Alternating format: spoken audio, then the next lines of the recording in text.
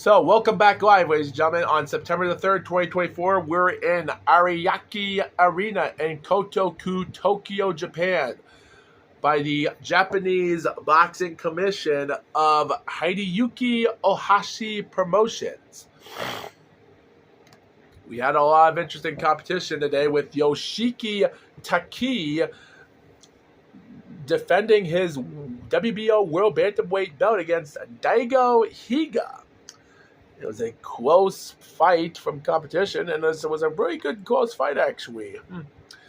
We also had interesting fights of other Japanese fighters, and also interesting win by a winner of Andy Hiroka defeating Ismael Barroso.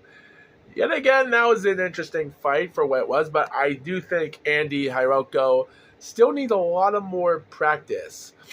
Yet again, he's 24-0, 19 knockouts, but still, yeah, even though this is his better win, actually, even though not better than his Jin Sasaki fight in 2021, yeah, again, it's brought him into the ranks. But I would say, as of right now, he's 24-0, he's 5'11", he's 28 years old mostly, and he's already fought since 2013 for 11 years, and he hasn't gotten nothing done.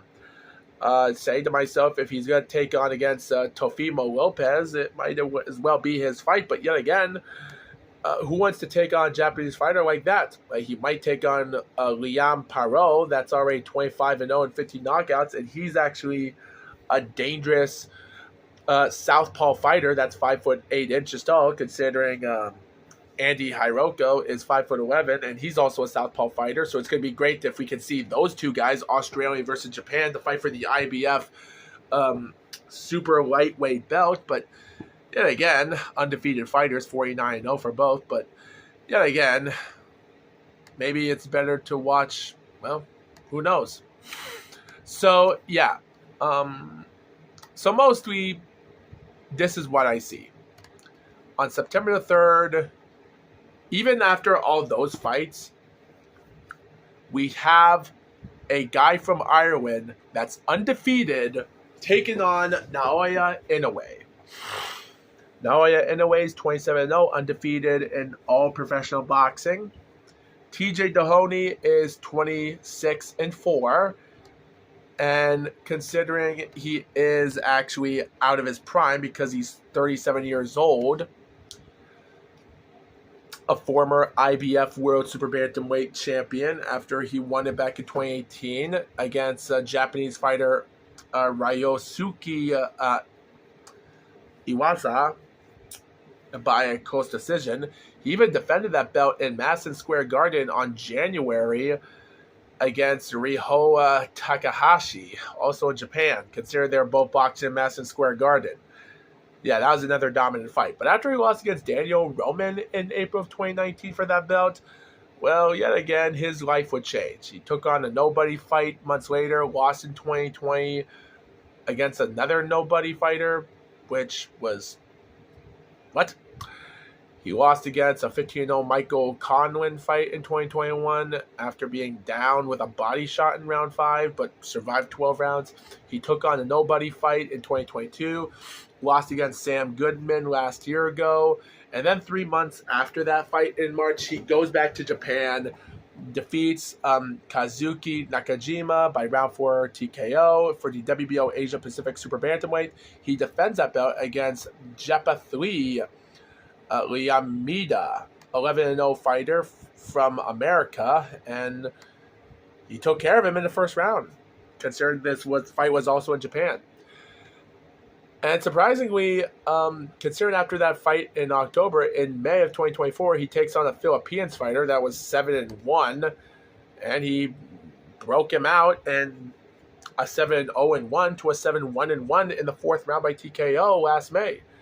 So he's undefeated 4-0 in Japan, and at this moment, he's already crushing Japan's fighters. Like, it almost looked like that TJ Dohoney came out of a wrestling promotion to go to New Japan Wrestling, and Naoya Inoue is from All Japan Wrestling. That's what this fight reminded me of. And it was fun. So, yeah. So the fight really becomes a really interesting moment. And I don't want to talk about it too much because it's a little bit of a, I don't want to make this a long video. But yet again, in all fairness, it was an interesting fight for what it was. So I'm going to get into details.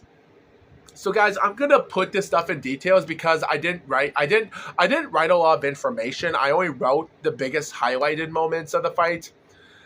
So the first round started out to be a little bit of a studying law because Inoue was handling himself pretty good in the first round, proving himself. He was finding some interesting marks in the first round, landing out punches. But I think the real moment came in the first minute of the second round where he throws an amazing right punch, body punches, corners Dahoney into the ropes. And it was pretty interesting. He put himself together. But then, dude, this moment right here, guys, after round 2 came to an end, I was surprised. Oh, and by the way, guys, before the fight goes, I actually love that Julian went. Oh my gosh, I forgot the announcer's name. He's not Michael Buffer. Julie Buffer. I forgot the announcer's name with the short blonde hair. He had that high-pitched voice. I forgot his name.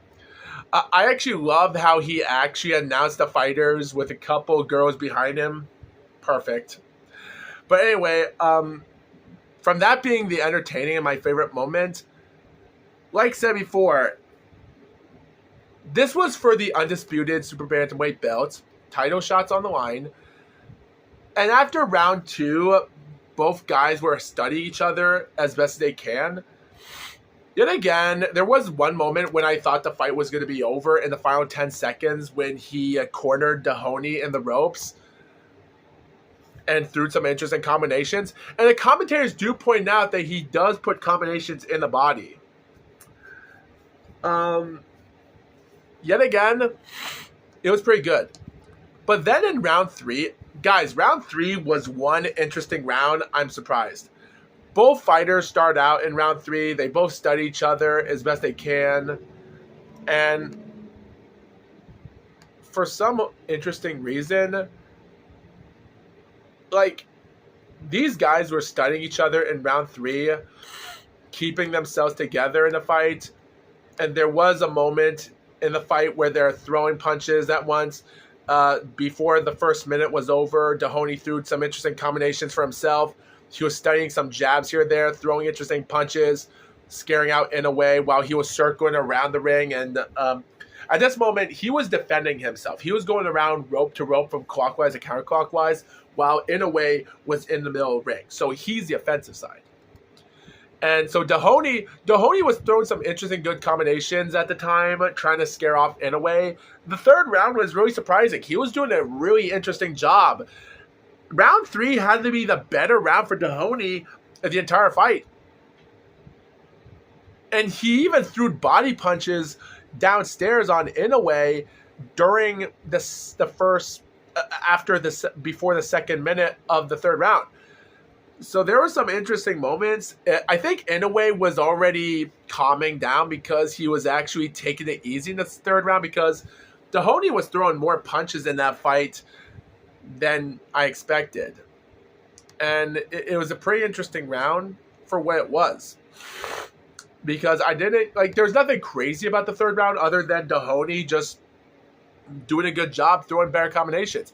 There was a moment when Inoue threw a good jab upstairs in the final 20 seconds of the fight, and he was scaring him off to the ropes. But yeah, I was surprised that Dahoney managed to win that third round, which was something that Marlon Tapales or Luis Nure couldn't do to win rounds and fights. There was a moment when Inoue did throw another huge punch before the end of the round.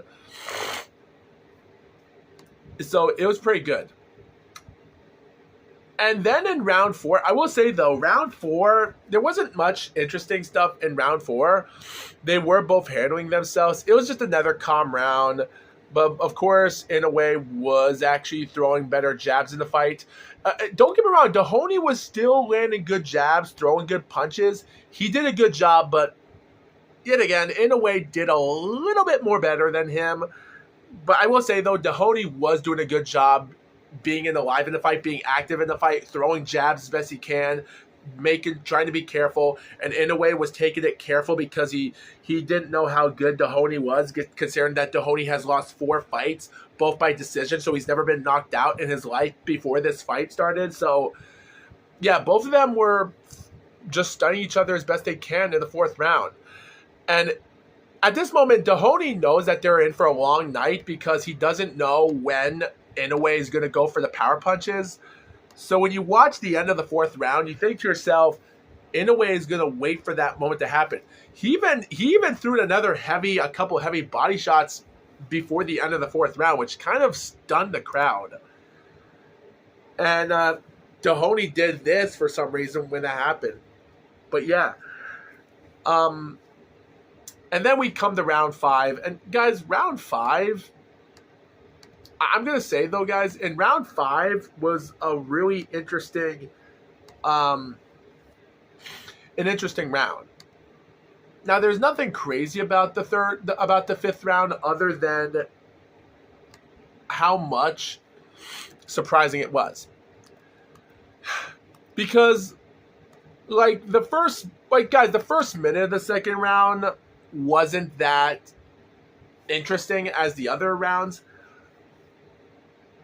Until the minute and 30-second mark came of the 5th round, that's when it all happened. Dahoney threw a several punch combination on him, and as he tried to throw another combination, or so I thought, he throws body punches on him.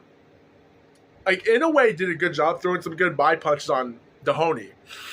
And you can even see Dahoney trying to block his body with his arm to make sure he's not going for body punches because he doesn't know where he's going to aim it. And Dahoney was doing an interesting job in that 5th round, throwing good punches, and Inoue was scaring him off pretty good in that round. By the end of round 5, it was a surprising win for Inoue, and even though Dahoney was doing a good job in the 3rd round, 4th round, and tried to survive good in the 5th round, the 4th round, 5th round weren't enough for Inoue to say that he didn't lose that round because the only round he lost was round 3, easily.